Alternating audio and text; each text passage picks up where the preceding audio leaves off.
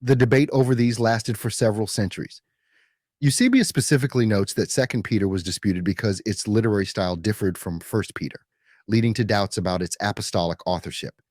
He also notes that Jude was questioned because of its close resemblance to Second Peter, and most significantly, its citations of apocryphal texts such as the Book of Enoch. If Jude quotes Enoch, does that make Enoch scripture? Or does it mean Jude isn't scripture? These were live debates. Third, the Gnotha, the spurious books. These were not considered part of the canon, though some were useful or popular. Eusebius lists several important works here. The Shepherd of Hermas. This was the bestseller of the early church. Christians read it like we read C.S. Lewis or Billy Graham today.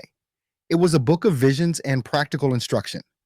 Eusebius acknowledges it was an excellent book and widely used for edification, but he notes it was not placed on the same footing as the canonical books. He mentions that eventually the decree of Gelasius in 496 AD would formally list it among the apocryphal books. It was helpful but not authoritative.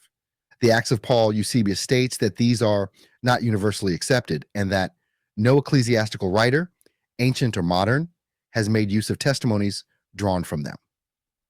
The Apocalypse of Peter, a popular apocalyptic text, but Eusebius notes that its acceptance was not universal and that some disputed it. The Shepherd of Hermas deserves special mention. In the 2nd century, this book was almost everywhere. Churches read it, and some early fathers even quoted it as scripture. The Didache, or Teaching of the 12 Apostles, was another book like this, a practical and ancient manual for church life.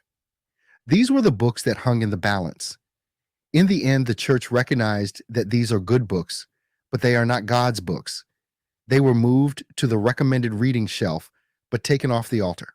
The difference mattered. The canon was not a list of every good book, but a list of the books with authority.